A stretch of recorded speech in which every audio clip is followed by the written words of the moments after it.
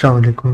उम्मीद करता हूँ आप सब लोग खैरियत से होंगे। आज हमारी एक्सेल की ट्रेनिंग का लेक्चर नंबर 4 है और इस लेक्चर में जो चीज़ें हम लोग स्टडी करेंगे उसकी आउटलाइन कुछ इस तरह है। करनी है वो हम लोगों ने स्टडी करना है कि एक्सेल में पाइवट टेबल्स क्या होते हैं, उनका क्या यूज़ होता है और वो कहाँ कहाँ पे हमारे लिए फ़ायदेमंद हो सकते हैं हमारी एक्सेल की कैलकुलेशन में। फिर उसके बाद हम देखेंगे कि माइक्रोसॉफ्ट एक्सेल में जो चार्ट्स और ग्राफ्स की डिफरेंट टाइप्स हैं वो किस तरह उनके फंक्शनैलिटीज वो कहाँ से यूज़ आती हैं और पर्टिकुलर सिचुएशन के मुताबिक हम कौन सा ग्राफ ज़्यादा प्रेफर करते हैं बनाने के लिए। उसके बाद हम देखेंगे कि अगर हमारे पास माइक्रोसॉफ्ट एक्सेल में कुछ सेल्स या पूरी शीट को अगर हमने प्रोटेक्ट करना हो किसी पासवर्ड के थ्रू तो वो हम कैसे कर सकते हैं। और लास्ट में हम लोग ये देखेंगे कि माइक्रोसॉफ्ट एक्सेल में एब्सोल्यूट और रिलेटिव सेल रेफरेंसेस ये क्या चीज़ें होती हैं। तो चलते हैं अपने एक्सेल शीट की तरफ और आगे हम लोग देखते हैं क्या करना है। तो सबसे पहले आ जाते हैं माइक्रोसॉफ्ट एक्सेल के पाइवट टेबल्स की तरफ। तो जिस तरह अगर मेरे पास कोई भी इस तरह का डाटा सेट है, ठीक है, एक तो हमने तरीका पढ़ लिया कि इसको कैलकुलेशंस के लिए या इसको कुछ भी फाइंड आउट करने के लिए हम लोग उन पे फार्मूलाज लगाते हैं। जिस तरह अगर हमें प्रोडक्ट एक रेवेन्यू फाइंड करना है तो उसके लिए हम लोग क्या कर सकते हैं कि वो सम इफ के फार्मूला लगा सकते हैं। इसके अलावा हमने काउंट इफ्स का फार्मूला भी पढ़ लिया और इसके अलावा एवरेज इफ्स और सारे भी फार्मूला हम लोगों ने पढ़ लिए। लेकिन ये वाला काम हम लोग माइक्रोसॉफ्ट एक्सेल के पाइवट टेबल्स के थ्रू भी कर सकते हैं। यानी अगर हमारे पास कोई भी पर्टिकुलर ये डेटा है तो हम लोग ये चाहते हैं कि हमारे पास एक रिपोर्ट क्रिएट हो जाए। उस रिपोर्ट में हम लोगों को ये पता चल जाए कि जनवरी यानी मंथ वाइज कितना रेवेन्यू जनरेट हो रहा है या कंट्री वाइज कितना रेवेन्यू जनरेट हो रहा है और हमें कोई इसमें कुछ करना ना पड़े, बस एक दो क्लिक्स के साथ वो ऑटोमेटिकली टेबल बन जाए। तो इस तरह के टेबल को हम लोग कहते हैं माइक्रोसॉफ्ट एक्सेल में पाइवट टेबल। यानी पाइवट टेबल क्या है, हम बेसिकली क्या है कि कोई भी एक बड़ा टेबल है उसमें से हमने काम की इंफॉर्मेशन एक्सट्रैक्ट करनी है यानी और उसकी रिपोर्ट बनानी है, तो उसके लिए जो हम लोग टेबल यूज करते हैं उसे हम कहते हैं पाइवट टेबल। तो देख लेते हैं। जिस तरह अगर हमारी दो डिमांड है, पहली डिमांड है हम लोगों ने ये निकालना है कि मंथ वाइज रेवेन्यू हमारा क्या है और सेकंड चीज हमने ये निकालनी है कि हमारा कंट्री वाइज रेवेन्यू कितना जनरेट हो रहा है और तीसरा मैंने इसी डाटा में से ये निकालना है कि प्रोडक्ट वाइज रेवेन्यू कितना जनरेट हो रहा था। ये तीन जो चीजें अगर हम फार्मूला से करने बैठ के तो काफी ज्यादा टाइम लग जाएगा, ठीक है। और फार्मूला से हम लोग इसलिए भी नहीं कर सकते क्योंकि अगर कोई इस नेबल में नई एंट्री आ जाती है तो वो फिर हम वो फार्मूलाज में वो चीजें बार बार चेंज करनी पड़ेंगी। तो इसलिए हम लोग इसको करते हैं पाइवट टेबल के थ्रू। तो अब वो करने के लिए क्या करेंगे, सबसे पहले हम ये ऑलरेडी मैंने इसको एक्सेल का टेबल में कन्वर्ट किया हुआ है। यानी जिस तरह हमने लास्ट लेक्चर में पढ़ा था कि किसी भी डाटा रेंज को टेबल में किस तरह कन्वर्ट करते हैं, उस रेंज को सिलेक्ट करके इंसर्ट में जाके यहाँ से टेबल कर देते हैं। ये ऑलरेडी टेबल क्रिएट हुआ हुआ है तो इसलिए इसको टेबल में क्रिएट करने की जरूरत नहीं है। तो हमें सबसे पहले क्या करना है, इसी टेबल के किसी भी जगह पर सेलेक्ट करके यानी किसी भी इस टेबल के अंदर हमने कहीं भी कर्सर रख दिया, अपना सेल रख दिया। उसके बाद अब हम करेंगे ये कि उसके बाद हम लोग ये करेंगे कि यहाँ से हम जाएंगे इंसर्ट में और इंसर्ट में जाने के बाद लेफ्ट साइड पे ऑप्शन आ रही होती है पाइवट टेबल की। जब इसको हम सेलेक्ट करेंगे तो वो अब हमारे से पूछ रहा है सबसे पहले टेबल की रेंज क्या है। तो उस टेबल की रेंज हमने ऑलरेडी सेलेक्ट की हुई है यानी टेबल 1 है। दोबारा से मैं इसको आपको बताता हूँ, इधर रखा। उसके बाद मैं पाइवट टेबल को सिलेक्ट करूंगा। ये देखें सबसे पहले वो पूछ रहा है कि टेबल की रेंज क्या है। तो जब हमने उसके सेल के अंदर जब हमने रखा है तो ऑलरेडी उसने रेंज पिक कर लिया है। नेक्स्ट ऑप्शन वो ये पूछ रहा है कि choose where you want the table pivot table to be place. तो अब वो ये पूछ रहा है कि जो हमने पाइवट टेबल जो बनाना है वो न्यू वर्कशीट में बनाना है कि किसी एग्जिस्टिंग वर्कशीट में बनाना है। तो अगर तो हमें नई वर्कशीट में चाहिए तो मैं यहाँ से न्यू वर्कशीट का ऑप्शन सेलेक्ट कर दूंगा। ओहो,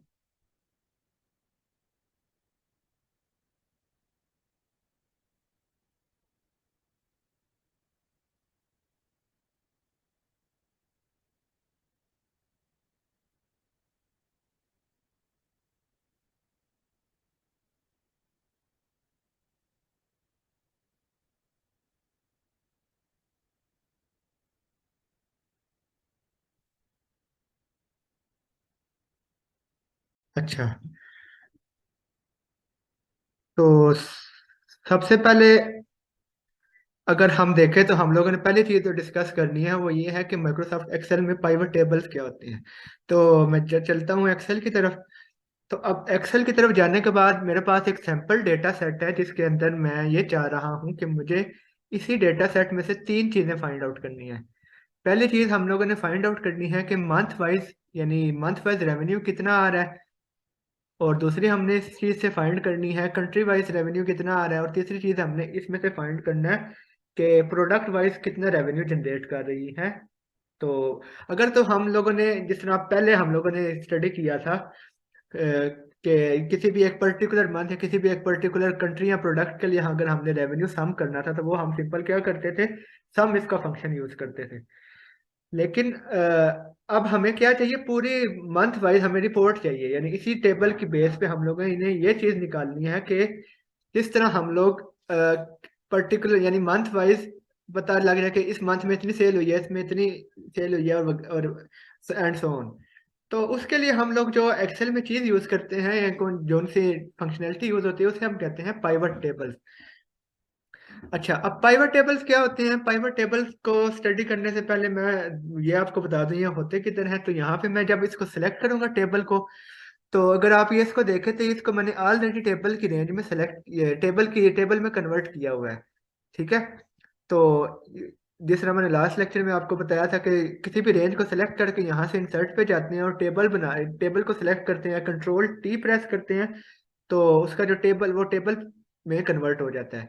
तो सैनी सबसे पहले उसको टेबल में कन्वर्ट करना है। नेक्स्ट स्टेप अब हमने क्या करना है, इंसर्ट में जाके ऑप्शन हो आता है टॉप पे ही, टॉप लेफ्ट साइड पे आता है पाइवट टेबल का। इसको अगर हम सिलेक्ट करें तो हमारे पास अब तीन ऑप्शन आ रहे हैं। सबसे पहले ऑप्शन ये आ रहा है कि टेबल की रेंज क्या है, यानी हमने किस डेटा को का पाइवट टेबल बनाया है। तो अगर हमने टेबल के अंदर ही कोई चीज कर्सर रखा हुआ है तो वो ऑलरेडी वो रेंज को सिलेक्ट करेगा।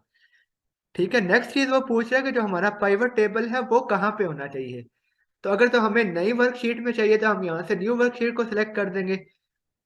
अगर हम चाहते हैं कि किसी एक पर्टिकुलर शीट के अंदर हमें पाइवट टेबल चाहिए तो यहाँ से हम एग्जिस्टिंग वर्कशीट को सिलेक्ट करेंगे और उस शीट के सेल को हम सिलेक्ट करेंगे जहाँ पे हमें पाइवट टेबल चाहिए। वहां पे हम सेल को सिलेक्ट करेंगे और ओके कर देंगे। तो हमारे पास इस तरह का बॉक्स क्रिएट हो जाएगा। इसे हम कहते हैं पाइवट टेबल। ठीक है। यहाँ तक किसी कोई कोई इशू? पाइवट टेबल किस तरह मैंने क्रिएट किया है सब चैट में मुझे बताएं।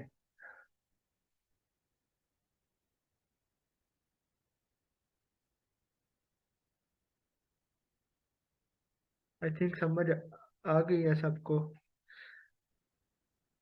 अच्छा, तो ये चीज होती है पाइवट टेबल। तो जिस तरह अगर हम दोबारा से इसको,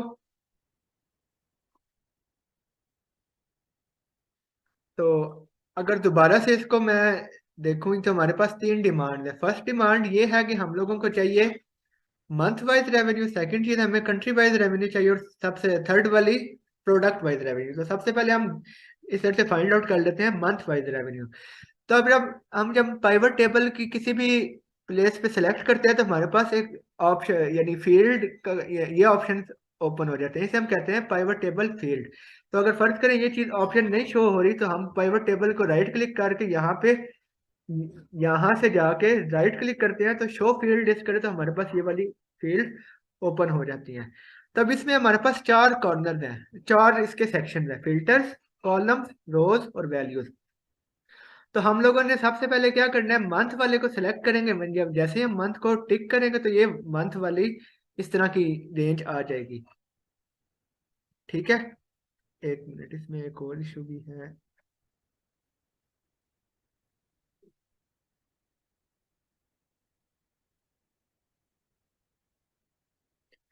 ये अभी इस वक्त डुप्लीकेट हो रहा है, इसको बाद में देखेंगे। लेकिन फिलहाल मैं अभी आपको ये बताना चाह रहा हूँ कि ये इस तरह मंथ का टेबल बनता है। तो नेक्स्ट चीज अब हमने क्या करना है, दोबारा उसी जगह पे रख के यहाँ पे ये रेवेन्यू वाले ऑप्शन को टिक कर देना है। जैसे ही हम इसको टिक करेंगे तो ये देखिए उसने बता दिया है कि जो रेवेन्यू वाला पोर्शन है यानी हर मंथ में इतना इतना रेवेन्यू जनरेट हो रहा है। तब ये फरवरी वाला एक रिपीट हो रहा है तो वो उसकी उसको मैं एक मिनट इसको अगर मैं यहाँ से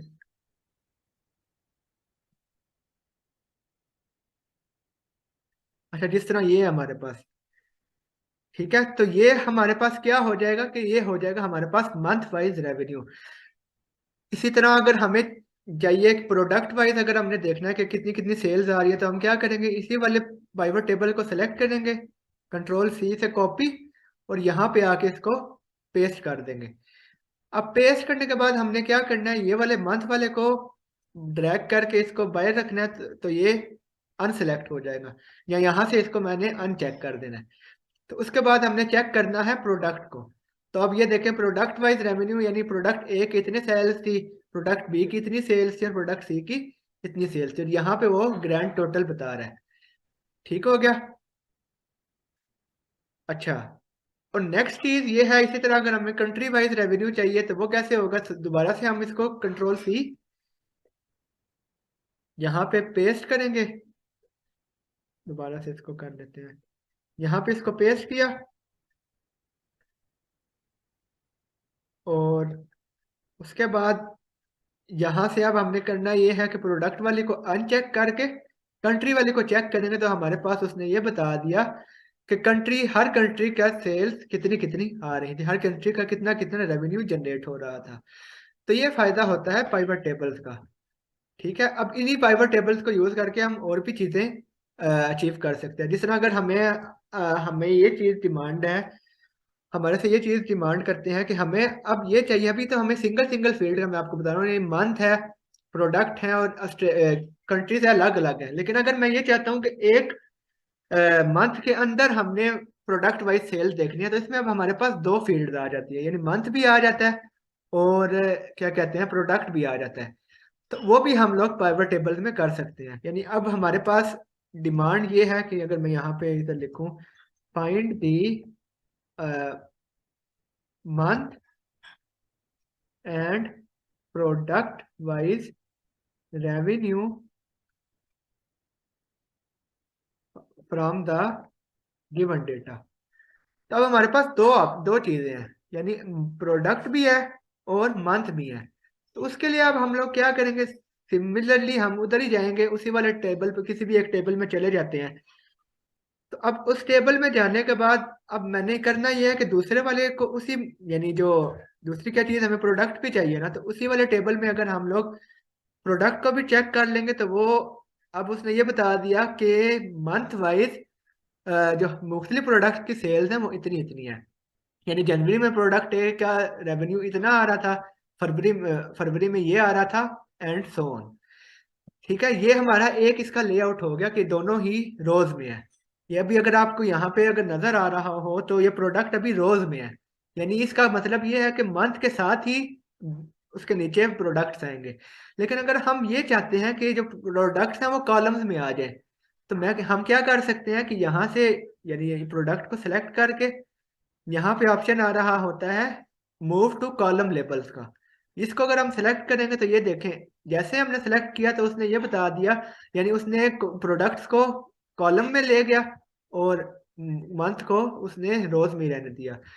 तो इस तरह हम मल्टीपल डाटा से, मल्टीपल फील्ड्स के साथ भी पाइवट टेबल्स की रिपोर्ट्स जनरेट कर सकते हैं। तो ये हो गया हमारा पाइवट टेबल्स का बेसिक कॉन्सेप्ट। अच्छा, अब नेक्स्ट ये क्वेश्चन पैदा होता है कि हमने इस डेटा की बेस पे तो हमने पाइवट टेबल जनरेट कर लिया, लेकिन अगर हम इस डेटा सेट में नई एंट्री करते हैं, जिस तरह अगर यहाँ पे मैं जून का भी डेटा एंटर कर देता हूँ, जून, यहाँ पे मैं लिख देता हूँ प्रोडक्ट बी, यहाँ पे मैं लिख देता हूँ यूके, और यहाँ पे मैं लिख देता हूँ 500। तो जब मैं नई एंट्री करूंगा, तो वो पाइवट टेबल में अपडेट नहीं होगा। तब तक अपडेट नहीं होगा जब तक हम शीट को रिफ्रेश नहीं करेंगे। अब शीट को रिफ्रेश करने के लिए क्या करना होता है, उसके दो तरीके हैं।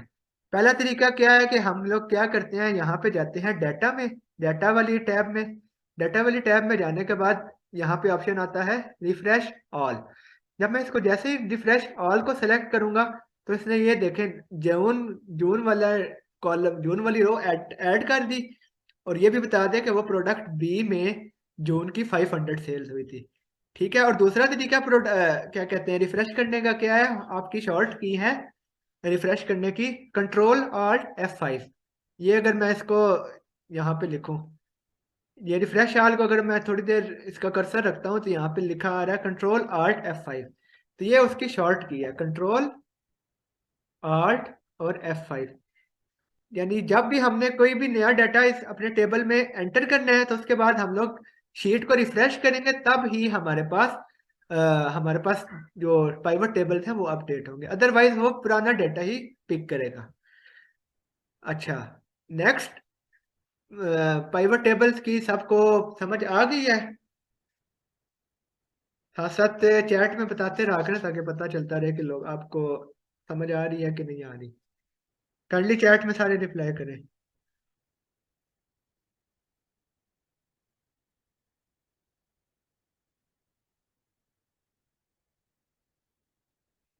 अच्छा, ठीक हो गया। अच्छा, अब नेक्स्ट आ जाते हैं, दूसरी जो चीज हम लोगों ने और स्टडी करनी है वो है चार्ट्स एंड ग्राफ। ठीक है, अब इसी वाले डाटा सेट को अगर हम पिक कर लेते हैं, इसी की बेस पे हम लोग देखते हैं कि चार्ट्स और ग्राफ्स की मुख्तलिफ टाइप्स क्या होती हैं और उनको कैसे हम लोग यूज करते हैं, इसी इन्हीं रिपोर्ट्स को अगर हम यूज करें। ठीक है, जिस तरह हमारे पास ये वाली रिपोर्ट है।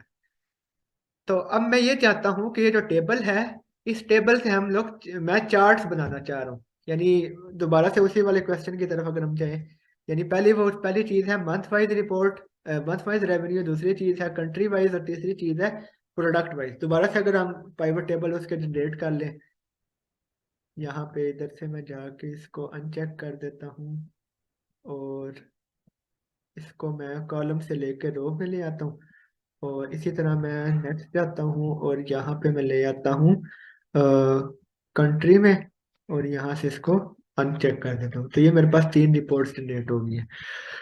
अच्छा, अब मैं ये चाहता हूँ कि इनसे चार्ट्स ये बने।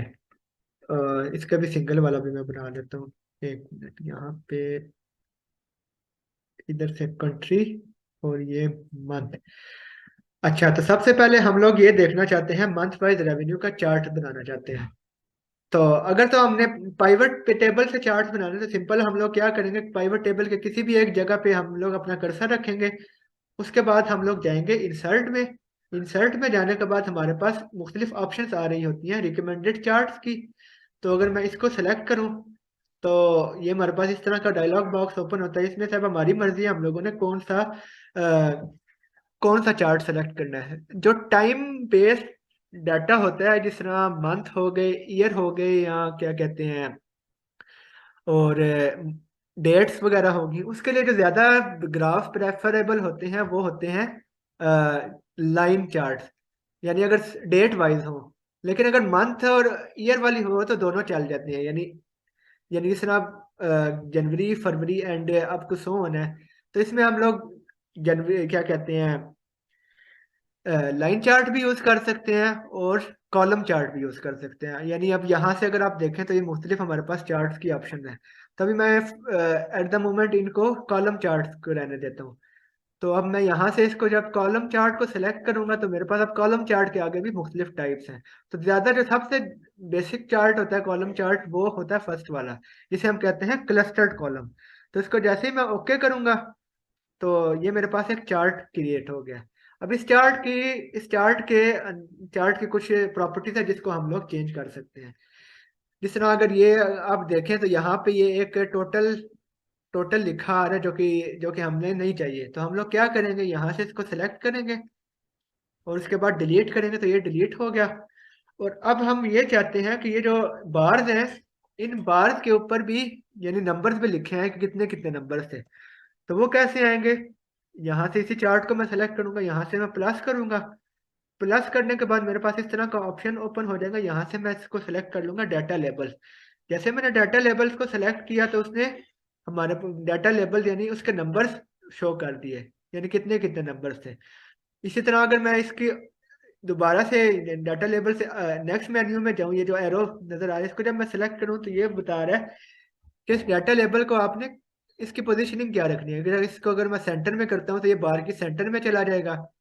इनसाइड एड का क्या मतलब है कि बार की टॉप पे अंदर की तरफ हो जाएगा, और इनसाइड बेस बॉटम पे इनसाइड से हो जाएगा, और यहाँ ये डाटा कॉल आउट इस तरह का होता है।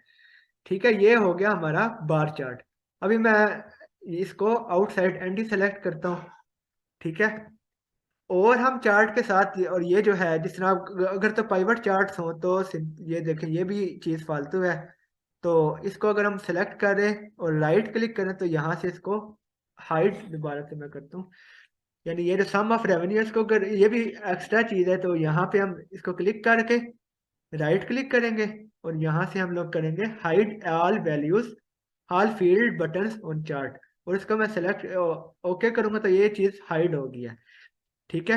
और ये जो टॉप पे है ये उस चार्ट का टाइटल होता है, तो इस टाइटल को भी हम लोग चेंज कर सकते हैं। यानी यहाँ पे अगर मैं टोटल को सेलेक्ट करूँ और डबल क्लिक करूँ तो ये हमारा जो टेक्स्ट है वो एडिटेबल हो जाएगा। यहाँ पे मैं इसको लिख देता हूँ, ये चीज़ क्या है, मंथ वाइज रेवेन्यू। ठीक है, मंथ वाइज रेवेन्यू। और हम इस चार्ट में मजीद क्या कर सकते हैं, इनके जो लाइन के कलर्स हैं, जो टेक्स्ट के कलर्स हैं, वो यहाँ से हम चेंज कर देते हैं ब्लैक को। और इसके अलावा इसको भी थोड़ा सा अगर हम जूम करना चाहें तो वो भी कर सकते हैं, यानी इसका टेक्स्ट साइज इंक्रीज कर सकते हैं, बोल्ड कर सकते हैं। और हम इसके अलावा क्या कर सकते हैं, इस जो ये जो चार्ट है इस चार्ट का अगर हम लोग यहाँ से फॉर्मेट में जाएं, यहाँ से अगर मैं आपको बताऊं चार्ट में जाके ये फॉर्मेट में जाके अगर मैं शेप फिल में जाता हूँ और यहाँ से इसका नो फिल कर देता हूँ, यानी इस वाले बॉक्स को सिलेक्ट करके यहाँ से इसको अगर मैं नो फिल कर देता हूँ तो वो ज़्यादा, यानी अगर ये ज़्यादा अच्छा लगेगा। और यहाँ से अगर इसकी आउटलाइन भी हम लोग रिमूव कर सकते हैं बेस्ड ऑन हमारे रिक्वायरमेंट क्या है और हमें ग्राफ किस तरह का चाहिए, तो उसके हिसाब से हम उसके ग्राफ की फॉर्मेटिंग चेंज कर सकते हैं। ये हमारा हो गया सिंपल क्लस्टर्ड कॉलम, यानी जो वर्टिकल होता है। इसी वाले डाटा को हम लोग हॉरिजॉन्टली भी प्रेजेंट कर सकते हैं। उसके लिए क्या करना पड़ेगा, इसी वाले डाटा को अगर हम चेंज करना चाहते हैं तो वो कैसे होगा, इसी चार्ट को हम सेलेक्ट करते हैं, यहाँ से जाते हैं डिज़ाइन में। डिज़ाइन में जाने के बाद यहाँ पे ऑप्शन, ये अगर आप देखें तो ये मुख्तलिफ इसकी भी ऑप्शन आ रही हैं, यानी ये भी हम लोग डिज़ाइन यूज़ कर सकते हैं अपने चार्ट्स के लिए। ठीक है। और यहाँ से अगर हम डिज़ाइन में जाएं और यहाँ से अगर हम जाएं चेंज चार्ट टाइप में और यहाँ से अगर हम सेलेक्ट करें बार, तो ये वर्टिकल की बजाय हॉरिजॉन्टल हो गया। ठीक है। और इसके अलावा लाइन चार्ट अगर हमने इसी का बनाना है तो दोबारा हम चेंज चार्ट टाइप में जाएंगे और लाइन में जाके लाइन में भी मुख्तलिफ ऑप्शन है। एक ऑप्शन है लाइन विदाउट मार्कर्स और एक ऑप्शन है लाइन विद मार्कर्स। तो ये दोनों की अपनी अपनी एप्लीकेशन है। तो ये अगर आप देखें तो यहाँ से अगर मैं इसको सेलेक्ट किया तो ये उसके जो डाटा पॉइंट था उसको भी उसने वो कर दिया है, हाईलाइट कर दिया है। अच्छा, तो हम लोग अभी जो तीन ग्राफ की टाइप्स को हम लोगों ने स्टडी किया था, बार चार्ट्स, कॉलम चार्ट्स और लाइन चार्ट। अभी हम लोग देखेंगे पाई चार्ट और उसकी कौन कौन सी डिफरेंट टाइप्स होती हैं। तो पाई चार्ट के लिए जो हमारे पास डेटा सेट है वो है हमारे पास प्रोडक्ट्स वाला, और दूसरा ये हमारे पास ये वाला भी है, कंट्री वाला भी। तो दोनों को देख लेते हैं। तो अगर मैं इस वाले डेटा को थोड़ा सा मूव करके यहाँ पे ले आऊँ, तो अब मैं ये चाहता हूँ कि इससे पाई चार्ट बनाना चाहता हूँ, यानी जो होता है इस तरह का। यानी इसको अगर मैं यहाँ पे सेलेक्ट करूँ, इंसर्ट, इंसर्ट में जाने के बाद हमारे पास यहाँ से भी ऑप्शन आ रहा होता है पाई चार्ट का। ये अगर मैं इधर सेलेक्ट करूँ तो ये मेरे पास डायरेक्ट यहाँ से भी हम लोग पाई चार्ट बना सकते हैं। दूसरा हमारे पास क्या ऑप्शन है, यहाँ से अगर हम रिकमेंडेड चार्ट्स में जाएं तो इधर चार्ट की डिफरेंट टाइप्स आ रही होती हैं। जैसे मैं चार्ट को सेलेक्ट करता हूँ और ओके करता हूँ तो ये हमारे पास पाई चार्ट क्रिएट हो गया है। उसी तरह हम क्या करते हैं, जो साइड पे फील्ड है इसको हम रिमूव करेंगे यहाँ से हाइड करके, और इसका हम लोग टाइटल चेंज कर सकते हैं, प्रोडक्ट वाइज रेवेन्यू, और इसको ब्लैक कर देते हैं, थोड़ा सा इसको बड़ा कर लेते हैं। और इसके अलावा और क्या हम इसको चेंज कर सकते हैं, इसके नंबर्स ऐड कर सकते हैं। वो कैसे होंगे, प्लस में जाके यहाँ से इसको डाटा लेबल्स को सिलेक्ट करेंगे और डाटा लेबल्स को सिलेक्ट करने के बाद यहाँ पे ऑप्शन आ रहा होता है डाटा कॉल आउट का। तो जैसे मैंने डाटा कॉल आउट को सिलेक्ट किया तो ये आपके पास अ, उसने दो चीज़ें बता दी हमें। एक वो बता दिया है कि वो कौन सी प्रोडक्ट है, दूसरा उसने ये बता दिया कि उसकी परसेंटेज कितनी थी। ठीक है, अगर हम ये चाहते हैं कि ये जो परसेंटेज है ये परसेंटेज के बजाय नंबर शो हो, और दूसरी चीज हम ये चाहते हैं कि ये जो प्रोडक्ट ए बी एंड सी लिखा हुआ है, इसकी रिप्लेसमेंट हम यहाँ पे राइट पे नहीं चाहते बल्कि बॉटम पे चाहते हैं। तो वो कैसे होगा? वो हम लोग यहाँ सेम इधर जाएंगे प्लस में। प्लस में जाने के बाद जो ये इसे हम कहते हैं लेजेंड। तो प्लस में जाके लेजेंड में जाके यहाँ पे एरो को क्लिक करते हैं और इधर से हम बॉटम कर देंगे। तो ये लेजेंड्स हमारे जो लेजेंड्स हैं वो बॉटम पे शिफ्ट हो जाएंगे। दूसरी हमारी ये डिमांड है कि हाँ, जो परसेंटेज है, परसेंटेज की जगह नंबर हमें चाहिए। तो वो कैसे आएंगे? हम इसको सेलेक्ट करते हैं, उसके बाद दोबारा से प्लस में जाके यहाँ से एरो में जाएंगे। एरो में जाने के बाद जो जब डाटा लेबल्स वाली ऑप्शन ऑप्शन को सेलेक्ट करके यहाँ पे जाएंगे मोर ऑप्शन में। मोर ऑप्शन में जब जाएंगे तो हमारे पास इस तरह का मेन्यू साइड पे ओपन हो जाएगा। यहाँ से हम लोग परसेंटेज को अनचेक करेंगे और वैल्यू को चेक करेंगे। ठीक है। और नेक्स्ट अगर हम नीचे जाएं तो यहाँ पे लिखा आ रहा है सेपरेटर। सेपरेटर का क्या मतलब है कि दो चीजें जो हम लोगों ने चेक की हैं उनको किस चीज से सेपरेट करना है। तो अभी ये चीज ये कॉमन से सेपरेट हुई हुई है। तो इसके बजाय हम लोग ये चाहते हैं कि प्रोडक्ट जो प्रोडक्ट की जो रेवेन्यू है, जो रेवेन्यू वाला नंबर है, वो नई लाइन में है। तो हम लोग क्या करेंगे, यहाँ पे जाके ड्रॉप डाउन में यहाँ से इसको सेलेक्ट करेंगे न्यू लाइन। तो न्यू लाइन में जैसे हम सेलेक्ट करेंगे तो ये जो प्रोडक्ट ए के बाद लाइन उसने बना दी और उसके बाद जो प्रोडक्ट का रेवेन्यू है वो अगली लाइन में चला गया। तो ये हमारा हो गया पाई चार्ट। अच्छा, नेक्स्ट आ जाते हैं। पाई चार्ट की एक और वेरिएंट होता है जिसे हम कहते हैं डोनट चार्ट। तो वो क्या चीज़ होती है? डोनट चार्ट को अगर हम दोबारा से इधर से जाएं डिज़ाइन में, तो डिज़ाइन में जाने के बाद पहले तो ये देख लें कि ये पाई चार्ट की जो एक्सेल के अंदर ही कुछ मुख्तलिफ रेडीमेड टेम्पलेट्स हैं जिनको हम लोग यूज़ कर सकते हैं। इसके अलावा अपना टेम्पलेट खुद भी बना सकते हैं बेस्ड ऑन हमारे जो कलर्स की रिक्वायरमेंट्स हैं, फॉन्ट्स की रिक्वायरमेंट्स हैं। उन फॉन्ट्स की रिक्वायरमेंट्स के मुताबिक हम लोग अपने जो चार्ट्स के डिज़ाइन है वो खुद भी बना सकते हैं। ठीक है। तो अगर यहाँ तो हम ये डिस्कस कर रहे थे कि पाई चार्ट की जो दूसरी वेरिएंट है जिसे हम लोग कहते हैं डोनट चार्ट, वो क्या होता है। तो यहाँ से अगर हम जाएं चेंज चार्ट टाइप में, तो पाई चार्ट के आगे ये लास्ट पे आता है डोनट। इसको अगर हम ओके करें तो ये जो डोनट चार्ट होता है बिल्कुल जिस तरह डोनट होता है, यानी इन साइड से हालो और आउटसाइड से उसके एज सर्कल की तरह होता है। ठीक है। तो इसे हम कहते हैं डोनट चार्ट। तो जैसे ही हमने डोनट चार्ट को सेलेक्ट किया तो ये पाई चार्ट कन्वर्ट हो गया डोनट में। अब ये जो डोनट चार्ट का इनर रेडियस है इसको भी हम लोग कम या ज्यादा कर सकते हैं। वो कैसे होगा? सेम हम जब जैसे ही हम डोनट चार्ट को सेलेक्ट करेंगे तो ये ऑप्शन ऑलरेडी हमारे पास ओपन था। तो यहाँ से तीन ऑप्शन आते हैं डोनट चार्ट के। फर्स्ट ऑप्शन होता है एंगल ऑफ फर्स्ट स्लाइस, दूसरा होता है डोनट एक्सपल्जन, और तीसरा होता है डोनट होल साइज। तो होल साइज जितना हम लोग इंक्रीज करेंगे उतना यहाँ से ये जो इसकी थिकनेस है वो कम हो जाएगी। अगर यहाँ से अगर मैं इसको इंक्रीज करता हूँ तो ये देखें, ये जो इसकी थिकनेस है डोनट की वो कम हो जाएगी, हो गई है, क्योंकि होल का रेडियस इंक्रीज हो रहा है। इसी तरह अगर मैं इसको कम करूँ तो ये थिकनेस ज्यादा होती जाएगी। ठीक है, ये है इस तरह। और होल डोनट का होल, अगर होल साइज अगर जीरो हो तो वो पाई चार्ट ही होता है। ठीक है।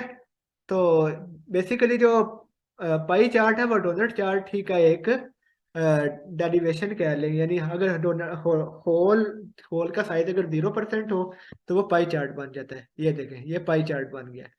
तो इसी तरह अगर हम होल के साइज को इंक्रीज करें तो ये हॉलो होना शुरू हो जाएगा अंदर से। नेक्स्ट चीज आ जाती है एंगल ऑफ फर्स्ट स्लाइस और डोनट एक्सपल्जन। इन ऑप्शन को भी हम देख लेते हैं।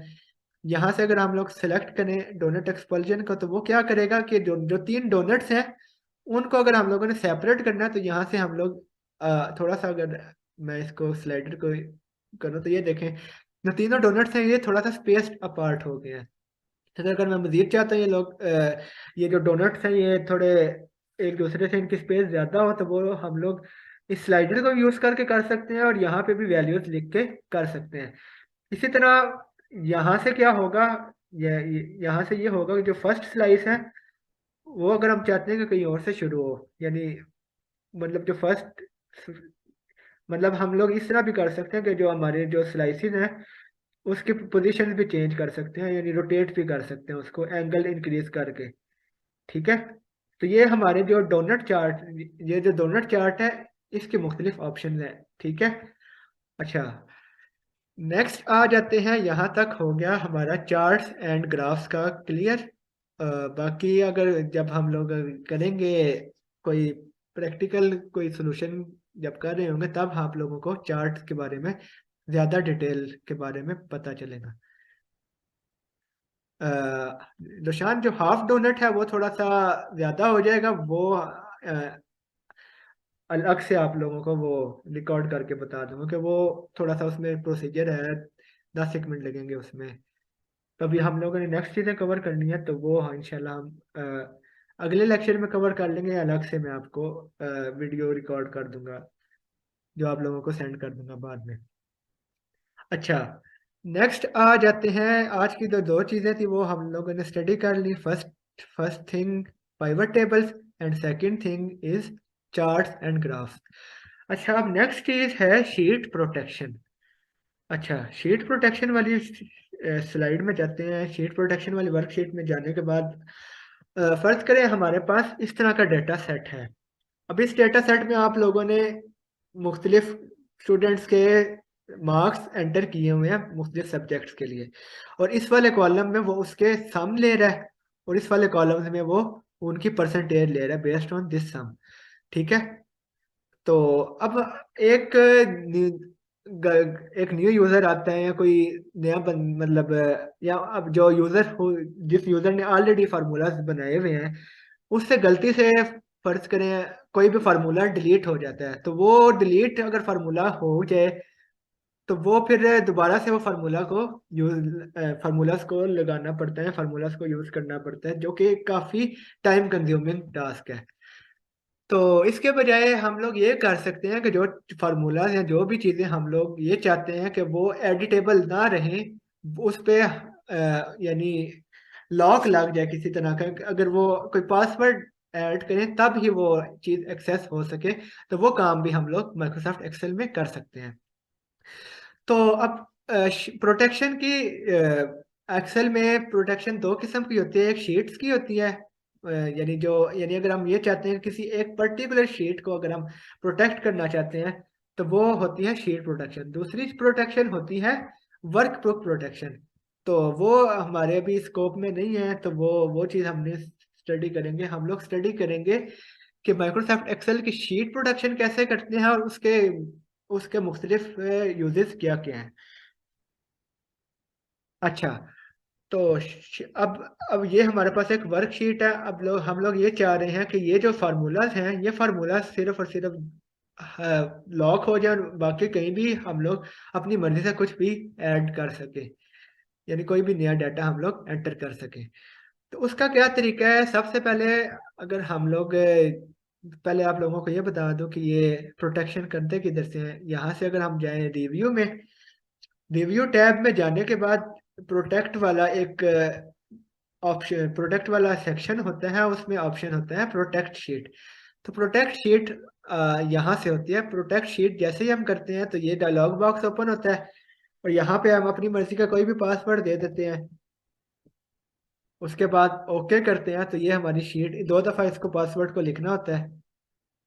अ, एक मिनट। तो ये हमारी शीट अब लॉक हो गई है। जिस तरह अगर अब मैं कहीं भी कुछ भी एंटर करूंगा तो वो देखें हमारे पास कुछ भी कोई भी चीज़ हमारी जो है वो एडिटेबल नहीं रही। लेकिन हमें ये चीज़ नहीं चाहिए थी, हमें ये चाहिए था कि जो सिर्फ और सिर्फ फार्मूलाज हैं वो सिर्फ हमारे प्रोटेक्ट रहने चाहिए। जो दूसरी फील्ड हैं, जो दूसरी एंट्रीज हैं, जो टाइटल्स वगैरह हैं और जो बाकी चीज़ें हैं वो हम लोग एडिट कर पाए। तो उसके लिए दोबारा से हम लोग इस शीट को, यानी जहां से प्रोटेक्ट किया उधर ही ऑप्शन आ रहा होता है अनप्रोटेक्ट शीट का, इसको सेलेक्ट करें। यहाँ पे वही वाला पासवर्ड ऐड करें जो हमने एंटर किया था और ओके किया तो ये हमारी शीट दोबारा से अनप्रोटेक्ट होगी। अच्छा, अब हमारी ये डिमांड है कि सिर्फ ये जो फार्मूलाज वाले सेल्स हैं वो सिर्फ और सिर्फ हमारे प्रोटेक्ट होने चाहिए। अब वो किस तरह होंगे, उसका करने के लिए सबसे पहले हम लोग करेंगे इस पूरी शीट के सेल्स को सिलेक्ट करेंगे कंट्रोल ए से, या कंट्रोल ए प्रेस करेंगे यहाँ, या यहाँ पे टॉप लेफ्ट कॉर्नर पे ये ऑप्शन आ रहा होता है एरो का, इसको भी अगर हम सेलेक्ट करें यहाँ से, तो ये पूरी की पूरी शीट के साथ तमाम सेल सेलेक्ट हो जाते हैं। इसको सेलेक्ट करने के बाद कंट्रोल वन प्रेस करेंगे फॉर्मेट सेल वाले डायलॉग बॉक्स ओपन करने के लिए, जिस तरह हमने फर्स्ट सेक्शन में पढ़ा था फॉर्मेट सेल्स। तो कंट्रोल वन प्रेस किया तो हमारे पास फॉर्मेट सेल्स वाला सेक्शन ओपन हो गया, और उसमें फॉर्मेट सेल्स वाले सेक्शन ओपन करने के बाद अब जाएंगे प्रोटेक्शन वाली टैब में। प्रोटेक्शन वाली टैब में जाने के बाद यहाँ से लॉक्ड है, इस लॉक्ड को हम लोग अनचेक्ड कर देंगे, उसके बाद ओके कर देंगे। तो अब ये तमाम जो सेल्स हैं वो अनलॉक हो गए। अगर हम प्रोटेक्ट प्रोटेक्ट शीट भी करेंगे तब भी सारे सेल्स जो हैं वो एडिटेबल हैं, क्योंकि हमारे जो सेल्स हैं वो हमने डिफॉल्ट पे तमाम के तमाम अनप्रोटेक्ट कर दिए हैं। तो अब हम लोग ये चाह रहे हैं कि इनमें से जो सिर्फ और सिर्फ ये वाले सेल्स हैं ये सिर्फ प्रोटेक्ट होने चाहिए। तो पहले हमने क्या किया कि इनको सिलेक्ट करके तमाम को अनप्रोटेक्ट कर दिया। अब हमने सिर्फ इन चीज़ों को सिलेक्ट करना है, ये जो फार्मूलाज हैं, ठीक है, इन फार्मूलाज को अगर हम सिलेक्ट करें यहाँ से, ये यानी इनको ड्रैग एंड ड्रॉप करके, उसके बाद दोबारा से हम लोग राइट क्लिक फॉर्मेट सेल्स, और जब इस सेक्शन को सिलेक्ट करने के बाद अब सिर्फ इनको सिलेक्ट करने के बाद हम लोगों ने करना है लॉक्ड। अब ओके अगर करेंगे तो ये इस ओके करने के बाद जब हम प्रोटेक्ट शीट को प्रेस करेंगे तो अब जो तमाम सेल्स हैं वो तमाम सेल्स में हम लोग डाटा एंटर कर सकते हैं, लेकिन इन वाले जो सेल्स हैं इनको हम लोग एडिट नहीं कर सकते। ठीक है, तो ये हमारा हो गया सेल प्रोटेक्शन और शीट प्रोटेक्शन का बेसिक कॉन्सेप्ट। ये चीज सबको समझ आ गई है शीट प्रोटेक्शन की?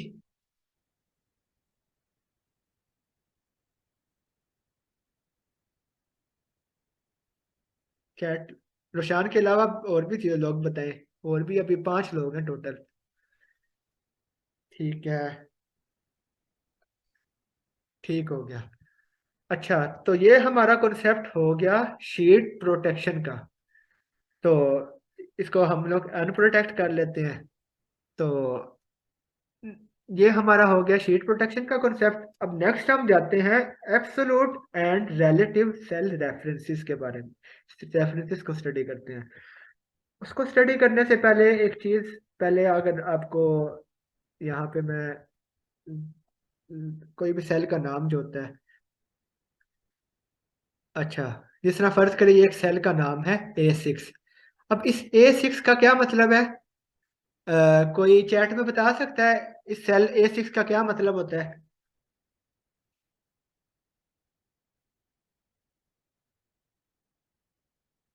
यानी किसी सेल का नाम A6 है तो उसका क्या मतलब होता है? ठीक हो गया। तो यानी इसका मतलब ये है कि किसी भी सेल के नाम का जो पहला अल्फाबेट होता है वो कॉलम को रिप्रेजेंट करता है, और जो दूसरा अल्फाबेट होता है वो रिप्रेजेंट करता है रो को। इसी कॉन्सेप्ट को बेस बना के हम लोग स्टडी करेंगे absolute and relative cell references. ठीक है, और उसके साथ जो एक और चीज है वो उसे उसे हम कहते हैं डॉलर साइन, जो कि अगर आपने कुछ फार्मूलाज में देखा होगा, मैंने भी आपको समझाते हुए यूज किया था, और वैसे भी ये फार्मूलाज में यूज होता है। ठीक है, तो दूसरी चीज हम लोगों ने जो एब्सोल्यूट और रिलेटिव सेल रेफरेंसेस में देखनी है उसे हम कहते हैं, वो होती है डॉलर साइन।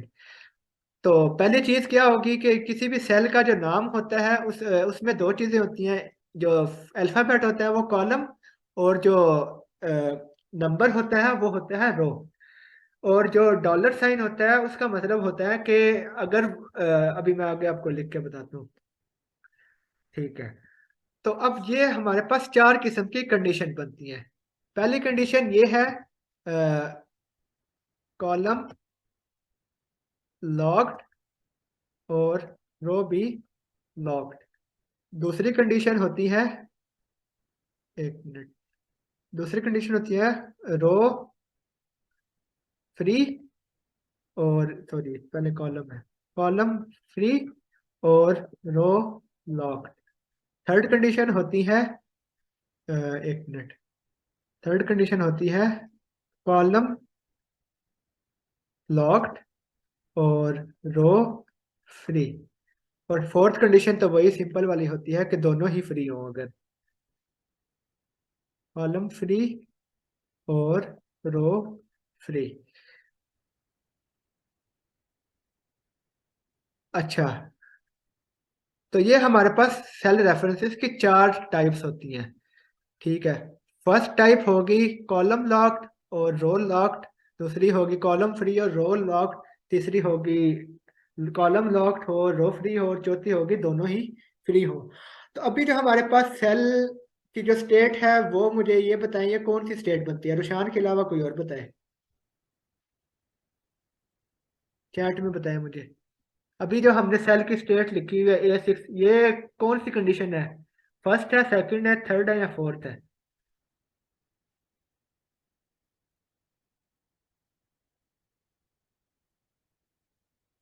अच्छा, चलिए मैं बताता हूँ। अच्छा, मतलब कहने का ये है कि अगर तो सिंपल सेल का नाम लिखा हो, उसके साथ कोई भी डॉलर साइन ना हो, तो उसे हम कहते हैं फोर्थ कंडीशन, यानी कॉलम भी फ्री है और रो भी फ्री है। अच्छा, अगर किसी भी कॉलम या रो के साथ डॉलर साइन लगा हो, तो जिस चीज के साथ डॉलर साइन लगा हो उसका मतलब होता है वो चीज फिक्स हो गई है। ठीक है, तो अब हम फर्स्ट वाली नोटेशन देख लेते हैं, कॉलम लॉक्ड और रो लॉक्ड। तो इसके जो नोटेशन है वो कैसे लिखते हैं हम, $A और $6। ठीक है, इसी तरह आगे अगली आ जाती है कॉलम फ्री और रो लॉक्ड, इसकी नोटेशन को लिखते हैं ए और $6। इसी तरह कॉलम लॉक्ड और रो फ्री को कैसे हम लिखते हैं, $A और आगे 6। मतलब कहने का ये मकसद है कि जिस भी चीज के यानी जिस भी कॉलम या रो के पहले, रो से पहले डॉलर साइन आ जाए, उसका मतलब होता है वो चीज फिक्स हो गई है। ठीक है, तो ये हमारी जो चार नोटेशन है इसी को यूज करते हुए एक एग्जांपल से आप लोगों को समझाते हैं कि एब्सोल्यूट और रिलेटिव सेल रेफरेंसेस का मतलब क्या होता है। तो ये फोर्थ वाली कंडीशन, जो फर्स्ट वाली कंडीशन है, इसे हम कहते हैं एब्सोल्यूट सेल रेफरेंस, क्योंकि इसमें दोनों चीजें फिक्स हैं, और जो बाकी तीनों चीजें हैं वो होती हैं रिलेटिव। तो एक एग्जांपल से आप लोगों को ज्यादा बेहतर आइडिया होगा। ठीक है, अच्छा यहाँ पे मैं कुछ लिख लेता हूँ, फर्ज करें यहाँ पे मैं लिखता हूँ 5। 5 का अगर टेबल लिखते हैं हम,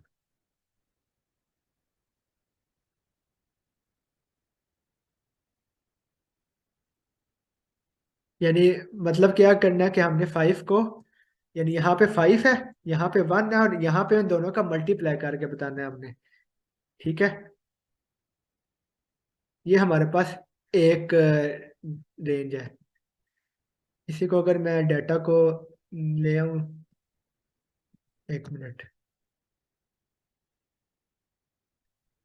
ये हमारे पास एक बेसिक सी एग्जांपल है इस चीज को समझने के लिए। ठीक है, अच्छा, अगर अगर मैं ये इसको सिंपल इसी तरह अगर मैं ड्रैग डाउन करूंगा, तो ये क्या करेगा, हर सेल को नीचे शिफ्ट करता जाएगा।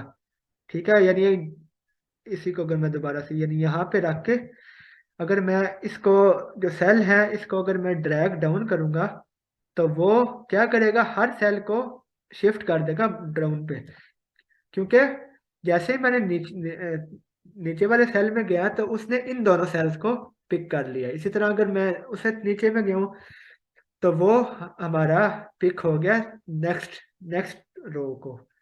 ठीक है, तो ये हो गया हमारा जो फोर्थ वाली कंडीशन है, जिसे हम कहते हैं कॉलम भी फ्री, रो भी फ्री। ठीक है, अच्छा, नेक्स्ट आ जाते हैं, अगर हम लोग ये चाहते हैं कि जो नंबर्स हैं वो मल्टी जो कोई भी एक कॉलम है वो, जब हम, सॉरी, कोई भी अगर रो है वो अगर हम ड्रॉप डाउन करें, तो वो रो चेंज नहीं होनी चाहिए। जिस तरह अभी अगर हम देखें तो ये, अगर इधर मैं आपको दिखाऊं तो ये देखें, ये 10 11 12, ये यानी जैसे ही मैं ड्रॉप डाउन करता जा रहा हूँ, ड्रैग डाउन करता जा रहा हूँ, तो रो का नंबर भी चेंज होता जा रहा है। इसके बरक्स अगर हम लोग फर्स्ट वाली रो के साथ अगर डॉलर साइन अगर हम लगा दें, अब अगर हम इसको ड्रॉप डाउन करें तब क्या होगा, ये देखें। जैसे अगर इसको अगर हमने ड्रैग डाउन किया तो ये देखें यहाँ पे, अब अगर दोबारा से अगर इस फार्मूला को अगर आप ध्यान से देखें तो ये देखें, यहाँ पे भी I10, इधर भी I10, इधर भी, और एंड तक ये I10 ही चल रहा है। यानी इसका क्या मतलब हुआ कि जो रो नंबर 10 है वो नीचे जाते हुए वो फिक्स हो गई है। ठीक है, ये हमारी कंडीशन होगी, ये हमारी कंडीशन हो गई ये वाली, यानी कॉलम लॉक्ड, रो लॉक्ड, और कॉलम फिक्स्ड। ये देखें $10। ठीक है। अच्छा, अब नेक्स्ट आ जाते हैं इस वाली कंडीशन पे, जिसे हम कहते हैं फर्स्ट वाली कंडीशन, कॉलम लॉक्ड और रो लॉक्ड। तो वो क्या करते हैं, इस अगर हम दोनों को अगर हम डॉलर साइन लगा देंगे, अगर अब हम ड्रॉप डाउन करेंगे तो ये देखें, अब अ, अब ये देखें आई भी फिक्स हो गया और 10 भी फिक्स हो गया। इसी को अगर हम अ, अगर ड्रॉप ड्रैग डाउन करके आगे लेके जाते हैं तब आपको पता चलेगा। ये देखें, अगर इस वाले फार्मूला को देखें तो ये लिखा हुआ है I10 और J10। इसी तरह अगले वाले फार्मूला में भी देखें, ये I10 ही है, हालांकि मैं नेक्स्ट वाले कॉलम में गया हूँ। तो अगर अगर मैं इसके साथ डॉलर साइन ना यूज करता, यहाँ पे अगर मैं डॉलर साइन ना लिखूं, और अब मैं अगर इसको शिफ्ट करूं राइट पे, तो ये देखें उसने नेक्स्ट वाली कॉलम को रेफर कर दिया, जे को। इसी तरह अगर मैं नेक्स्ट वाली कॉलम पे जाऊंगा तो ये देखें उसने के वाली कॉलम को रेफर कर दिया। तो ये हमारे पास क्या है, जैसे जैसे, यानी अगर हमें फार्मूलास को ऑटो पॉपुलेट कराना है, और हमारी ये डिमांड है कि या तो उन फार्मूलास को ड्रैग डाउन या ड्रैग राइट करने पे कॉलम फिक्स होनी चाहिए या रो फिक्स होनी चाहिए, तो उसके लिए हम लोग डॉलर साइन को यूज करते हैं। ठीक है। तो इसी तरह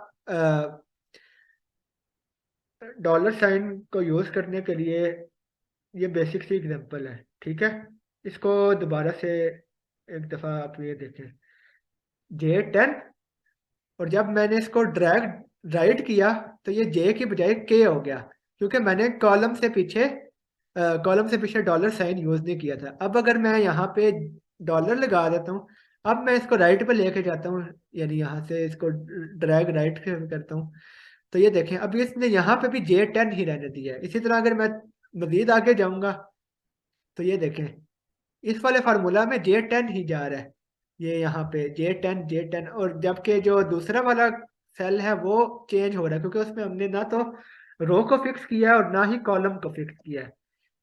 ठीक है, तो ये हमारा हो गया absolute and relative cell references का कॉन्सेप्ट। इसकी जब एग्जांपल मैं आपको दूंगा तो तब आपको ज़्यादा बेहतर आइडिया होगा। अभी आप लोगों को अगर कॉन्सेप्ट में कोई इशू है या कोई चीज़ समझ नहीं आई ये एब्सोल्यूट और रिलेटिव सेल रेफरेंस को, तो वो आप पूछ सकते हैं। बाकी एग्जांपल जब आपको दूंगा तो तब आपको मजीद बेहतर आइडिया हो जाएगा। ये कॉन्सेप्ट समझ आया सबको, absolute and relative cell reference का? सब मुझे बताएं। इसके अलावा अभी दो लोगों का आया है।